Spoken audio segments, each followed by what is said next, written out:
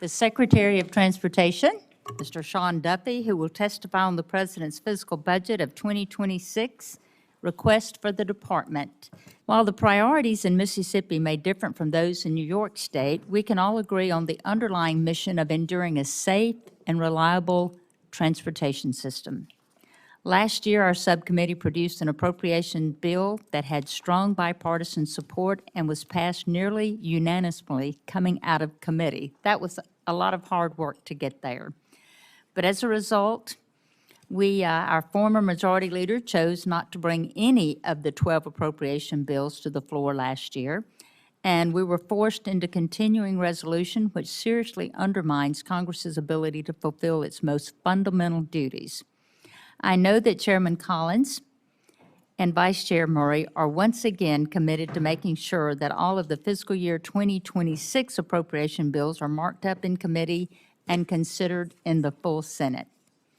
Secretary Duffy, thank you for being here today to testify on the budget request from the Department of Transportation.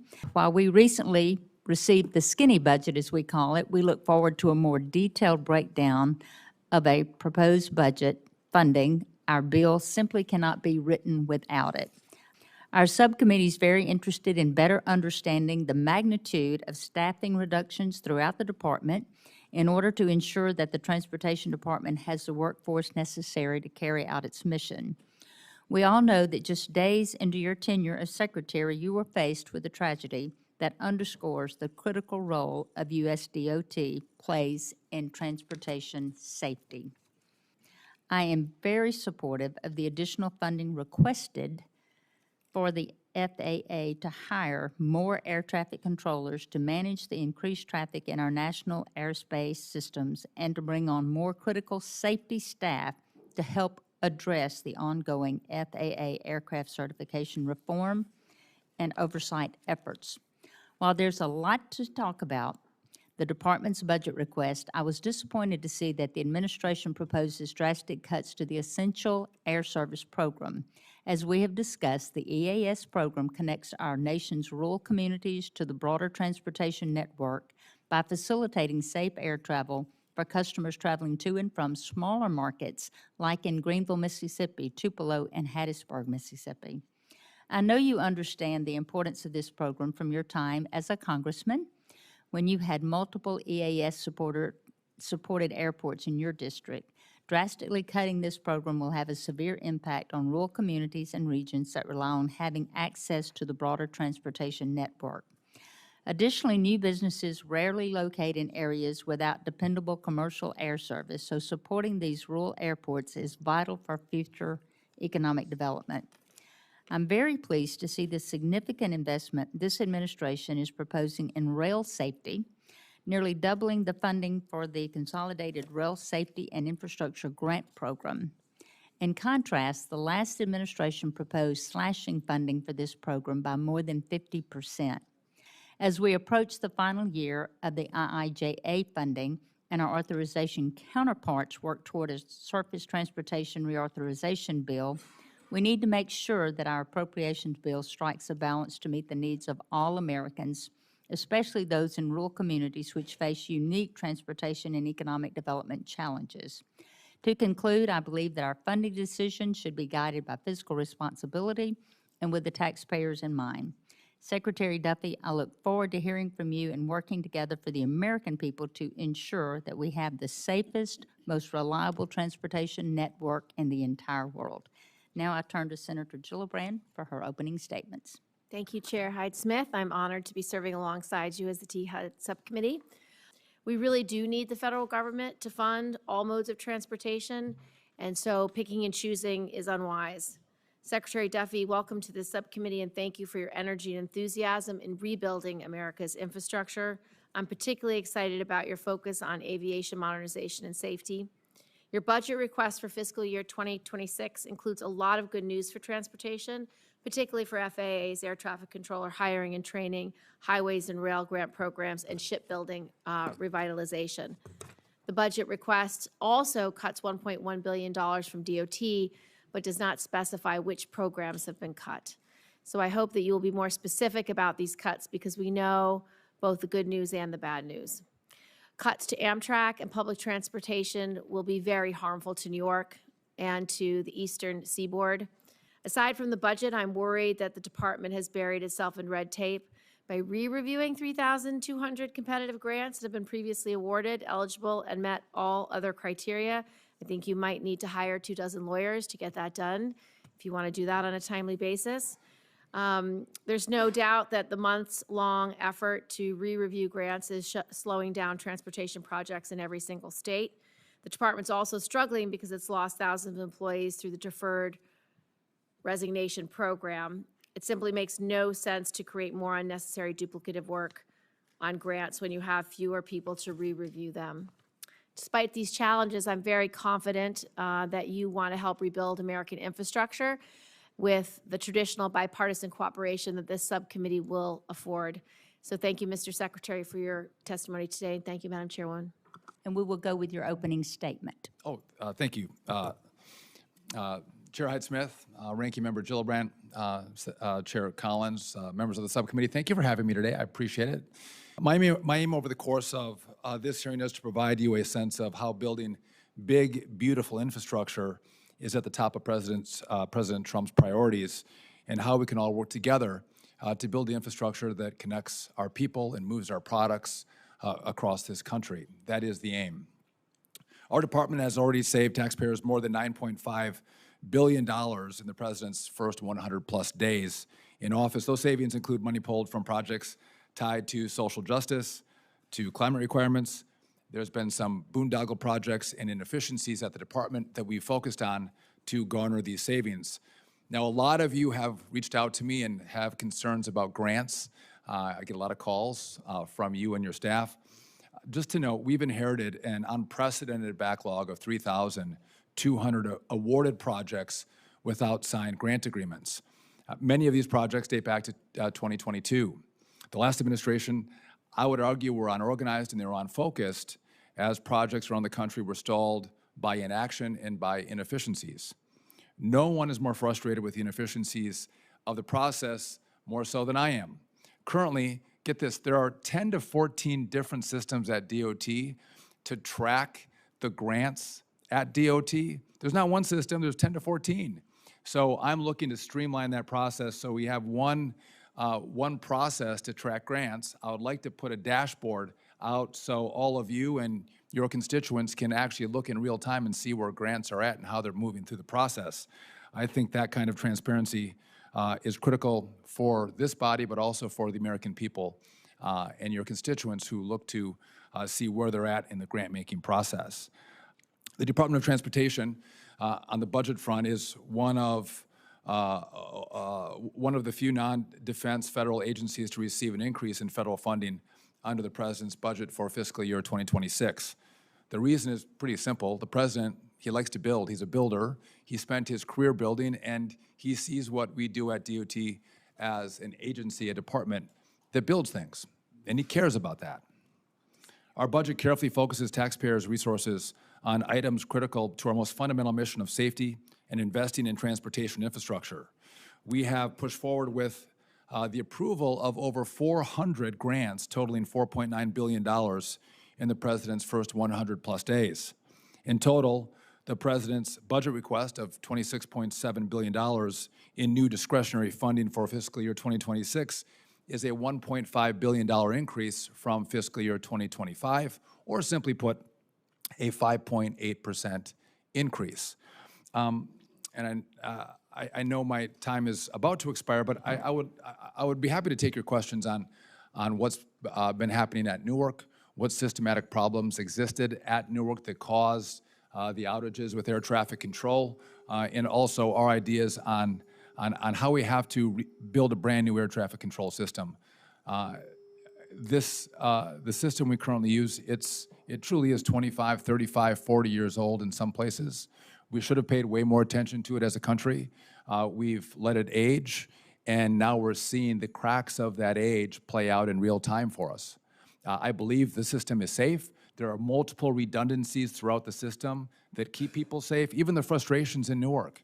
When we've slowed traffic down, The key is not efficiency, the key is safety. And so when we slow traffic, it's about keeping people safe. When they take off, we want them to land at their destination. And so we'll make sure that we have a flight load that matches the system and the number of controllers that we have on duty. But with that said, I agree with America's frustration. We can't wait 5, 10, 15 years to do this. The build can't take 10 or 15 years. We have to do this at an expedited speed. And if we do that, I think this is a moment in time we're going to be able to pay these investments forward, not just for everyone here, but we're going to pay it forward for future generations. And we can build an air traffic control system. I use the example of my iPhone. I think I'm over my time, but if I could just have that, you can update your iPhone, right? It's a device that if Apple develops new software, they send me a notice and I can upgrade this. I just put AI on my phone as an upgrade from Apple. I want to build a system that's like the iPhone that we can continue to build upon as new technology becomes available. And we can improve the efficiency of our airspace and the safety of our airspace. And I'd be happy to talk more about that in today's hearing, but also as we look to future conversations about what's necessary and what's needed. With that, I'm happy to take your questions. I'm sorry for going over. That's a critical mistake on my part. I understand the frustration of someone testifying going over, but happy to take your questions, and thank you for having For me. years, this committee has put money into modernizing the air traffic control system, and we just never have seen real results. A radar would be fixed here or there, but what we really need to do is completely modernize the entire system, and I know that that is your goal. That's going to cost significant money, but it is an investment that we must make. We are facing a crisis. When I learned from you that we were still using copper rather than fiber, it is stunning. So my question to you is, will you work with the committee on the concept of having emergency funding that would cover the entire cost of this much-needed replacement? I appreciate the question, Senator, and I'm grateful for the conversations you've had with me on this topic. Yeah, I'm happy to work with this committee and the whole body. I think one of the mistakes of the past is we did do piecemeal funding without a big vision, and sometimes we were trying to deploy high-tech ideas where the system that we were operating off of was not ready for those high-tech ideas. And so what I'm going to ask and I don't know what vehicle you want to use, I don't know what the approach will be from this body, but I would like this body to give the DOT and the FAA the money up front, advanced appropriations. And with that, I will be happy myself or the FAA come back, I think, on a quarterly basis and give you updates on the progress, good, bad, and ugly. Are we hitting our timelines? Are we behind? Are we on budget? I think America and the body, if you buy into this idea, deserve that. I also think we're going to have to think about, can we get permitting reform? This can be slowed down by the permitting process, but if we're laying fiber, and we're not building, 4-lane highways, we're not building skyscrapers. It's a pretty streamlined approach, but if we're going to build fast, which is necessary, I do think we'll need permitting reform as well from this body, and I think I'm committed to working with all of you on however you can envision us doing this together. I would welcome the opportunity. Thank you, Senator. Thank you. Just last weekend, I participated in a groundbreaking for a new terminal at the Presque Airport.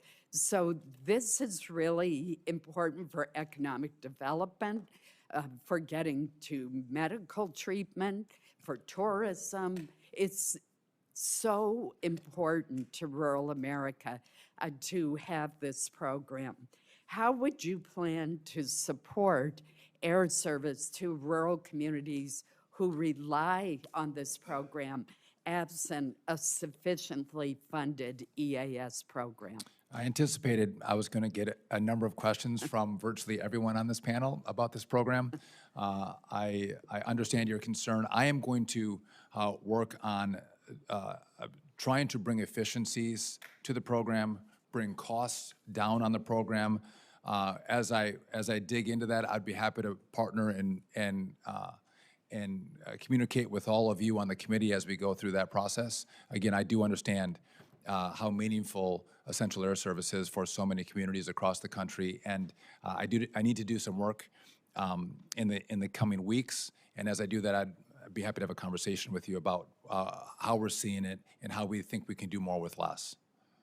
Thank you. I think you're going to need to do more with more, but I appreciate your commitment to work I think with we have to invest in shipbuilding in America. The seas are so important for defense, for moving products, and we have ceded this territory to Japan, South Korea, to China specifically, and we have to revitalize American shipbuilding. It's going to take vision, and it's going to take help from this body and presidential leadership, but I do think it's important. And then when we have those ships, we need mariners to sail those ships. And our academies across the country are critical to bring out those young men and women who can operate the great vessels for this country. We look forward to your visit. Mr. Secretary, at last year's budget hearing, I asked your predecessor about private-public partnerships with the FAA through the Federal Contract Tower Program. Specifically, I asked about how the Trent Lott International Airport in Pascagoula can become the 8th Mississippi airport to join this important program. I was told then that the department, through the FAA, was making significant progress with the airport in bringing this tower into the federal program. Yet today, the Pascagoula Tower has still not been admitted. I do not understand what is causing the delay, but it is troubling that it has taken so long for this transfer to occur. Mr. Secretary, what is the most recent update on this project, and will you commit to working with me and my staff to help the Trent Lott International Airport finally join the Federal Contract Tower Program this year? Madam Chair, I appreciate the question. I don't have an update for you at this point right now, but I will be happy to go to the FAA and get an update and give it to you as quickly as The staffing possible. shortages and the technological issues, particularly in the Newark airspace, they're not isolated incidents. And these have been happening across the country, and they highlight a system that is under tremendous strain. But in many cases, the technology is outdated and simply cannot meet the demands of the aviation system. A perfect example is the use of the radar systems from the 70s and the times that you've held up the floppy disk and said we have to order things off of eBay to repair. It's pretty alarming. Congress has a clear opportunity and a responsibility to act, and I commend you and President Trump for the recent commitment to invest in upgrading this critical infrastructure and to reinforce the air traffic workforce.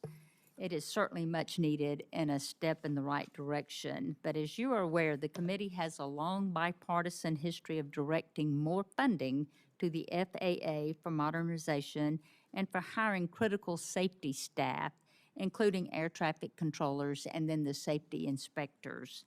Will you explain how the additional funds requested in your budget will serve as a down payment to jumpstart the FAA's new modernization efforts, and how this effort enhances existing next-gen activities for which the committee has previously appropriated tens of billions of dollars throughout the years? Could you explain that?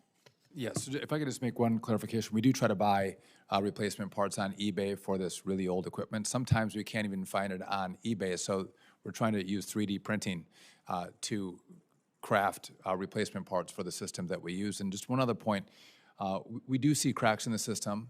We'll see those cracks to the tune of multiple hundred per week. Now, again, systems aren't going down, but if you look at how the system is operating, it should be troubling for everybody, and a warning sign that time is not on our side, and it's important that we make the investments.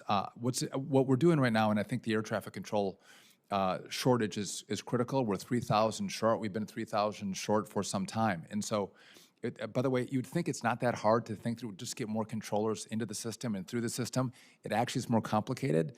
What we've done is we're trying to get the best air traffic controllers who score on the test into the academy first. So we made a best qualified category. If you score in the 90+ percentile, we're going to streamline you quicker into the academy. 35% washout rate at the academy, 35%.